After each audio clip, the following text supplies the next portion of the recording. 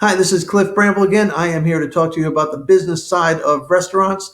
We are talking about chapter 15, which is analyzing sales areas. And there are a lot of different ways to analyze sales. And I go over that in this particular chapter.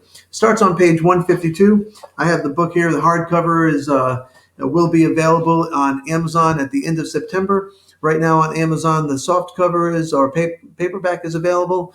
And in addition to that, we have the PDF coming out on hungryhospitality.com. It's one of my websites where you can purchase it there on a downloadable basis for the PDFs as well.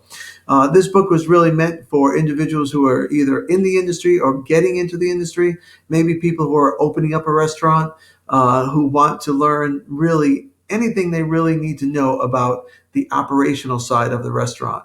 And this information was taken from my 40 years of running and owning or co-owning restaurants. Has a lot of information in it, and it's the most pertinent information that you need to know. And I say that because you can read a book with 200 pages in it, and I probably have taken that book and I have broken it down into 5 or 6 pages that you really need to know because of operations and understanding what you really need to know about running the restaurant. So this particular book applies to most segments out there because it has the labor on there, has human resource, has all different areas. And but this particular one, we're talking about the analyzing sales areas. Have the book over here. I'm kind of going through it for you. This is the hardcover. First thing I'm looking at is the analyzing by sales by square foot, by seat, and by meal period. Those three areas are highly important. By foot, it tells you if you are basically in the right sales per square foot in your segment of business. So if you're only doing $400 in sales per square foot, that's an indication to me that you are not doing well. You're below what others are doing in a full service restaurant. If you're doing $900 in sales per square foot, you're doing very well and you're making probably 20% to your bottom line every single month. That's a fantastic business model to have. The ones that are doing 400, 450, 500, you are below average sales in particular segments, especially in full service, so it may provide challenges for you.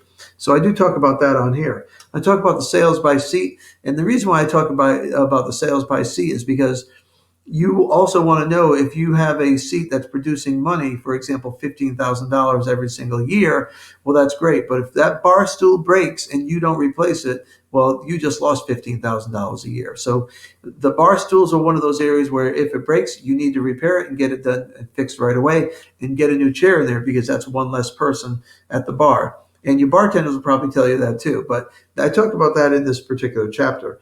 I talk about the sales by meal period, by day, week, and month, which are very important. And also I talk about the sales per check. Sales per check has to do with also the credit card rates. That's something that's in here, so you can kind of go over that. It's important. Then I go by sales by catered function and also by person. The catered function is always something that's always good because if you have a private dining room in your restaurant and you are typically filled to the max every single night, and if you only put a private party in there with 5 people in there, well, if you don't have a food and beverage minimum, you are going to ultimately lose sales. And also the servers won't be happy because they won't be making enough money in tips. So it's a great chapter, has a lot of information into it. I hope you enjoy it and learn a lot from it.